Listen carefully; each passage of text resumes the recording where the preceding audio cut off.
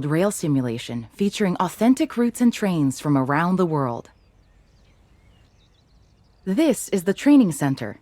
Here you can learn about how to navigate and interact with the world, as well as how to operate the many trains. Let's start by looking around. Find each of the markers and look at them.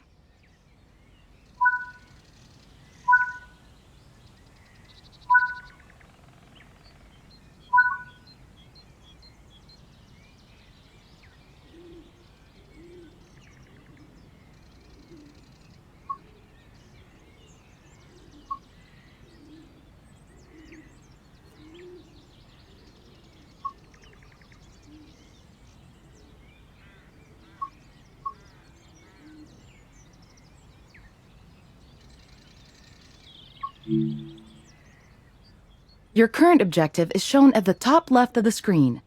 Walk to the blue marker to complete the current objective.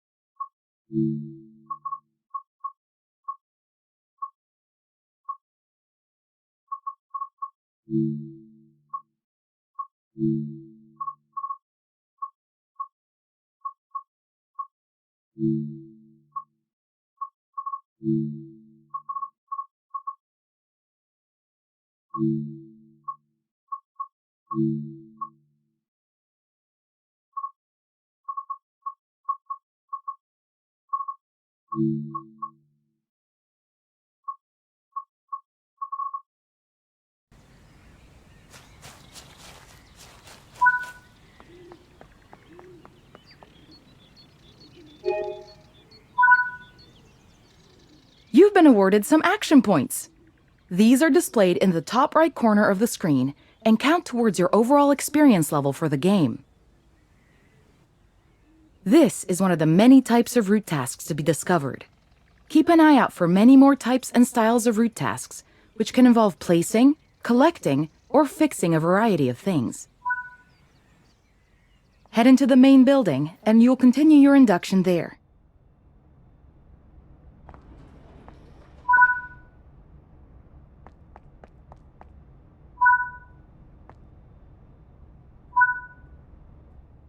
You can pause Train Sim World at any point to review objectives and a lot of other information about what's happening at the moment. Try it now, and then return to the game after you've had a look around.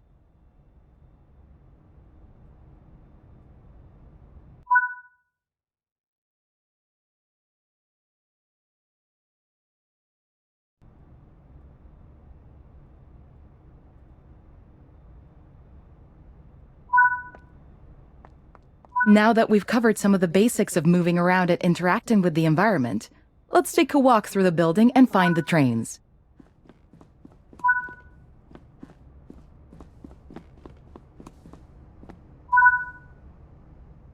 This is Central Square.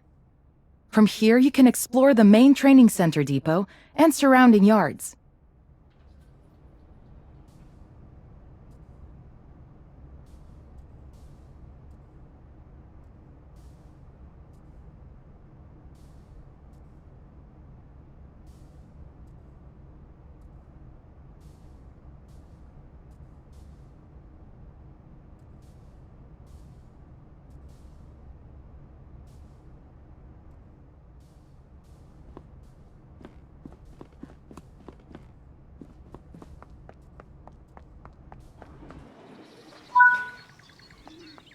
Your journey operating trains is just getting started here in the training center. Remember, you can always come back here from the main menu to refresh your knowledge if you're unsure about anything.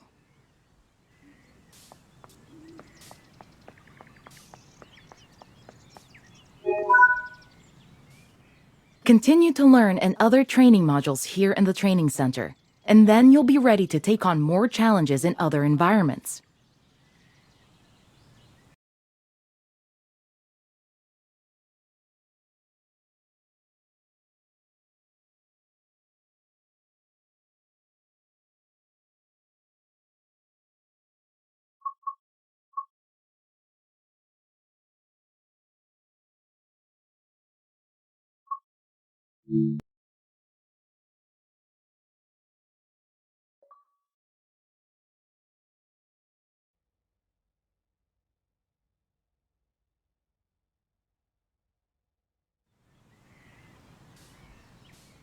This module will cover the on-screen overlay, known as the heads-up display or HUD, that is shown when you are in control of a train.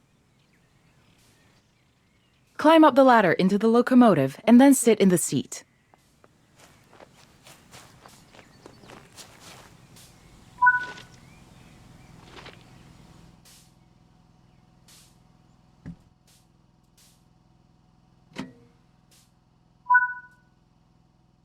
Welcome to the most important seat in the train. While sitting here, you'll be in full control.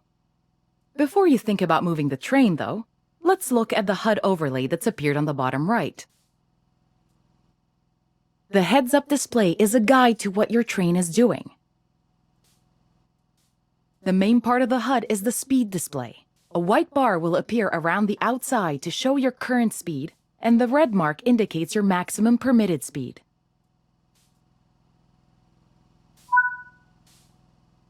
This is the direction display. An arrow will indicate forward, reverse, and neutral directions.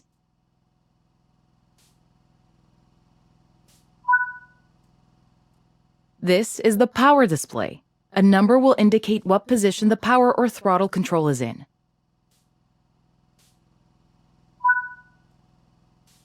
These are the brake indicators. The exact ones shown will vary by train and will often be visible in the train itself on various gauges. They tell you what's happening in the braking system. The most important one is the BC or brake cylinder. If that's reading 0, then your brakes are released. Anything else, and brakes are applied and you won't be able to move.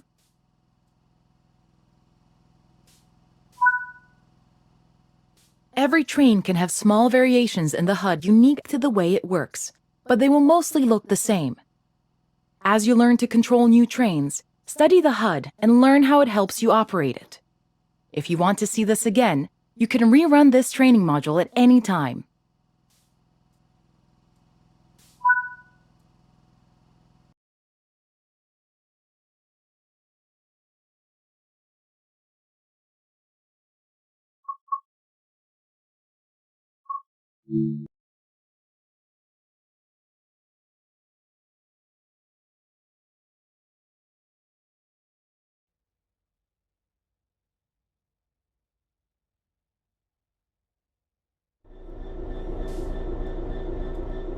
In this training module, you're going to look at making the train move and then bringing it to a stop again. While many trains have different controls and are operated in different ways, there are basically always 3 controls that are common and are required to move the train. The reverser sets the direction between forwards and backwards. The brakes are used to slow or stop the train. The throttle controls how fast the train accelerates. We want to move the train forwards, so move the reverser in that direction.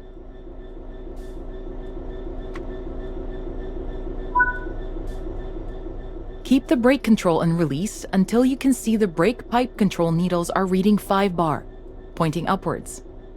This will release the brakes fully.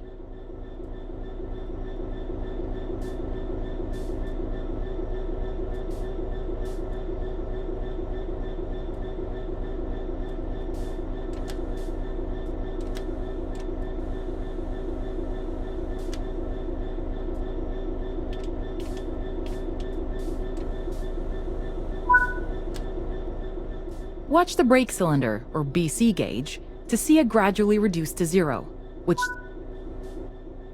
apply some throttle to get the train moving. As you apply power, notice the amp bar rising. This is the amount of power being fed into the traction motors. Now that you've reached your target speed, you can move the throttle control back to zero. The train will then coast on level ground, and the train will only slow down very gradually.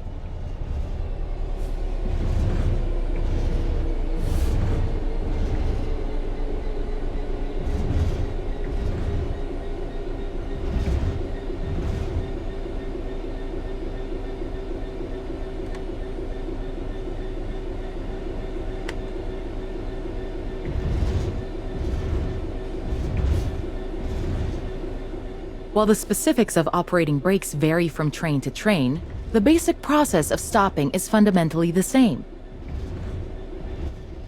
Bring this train to a complete stop by holding the brake control in the apply state until you see the brake pipe control needle in the center of your cab desk showing about 4 bar. The amount of braking you'll need to apply also varies depending on whether you're going uphill or downhill, and how heavy your train is.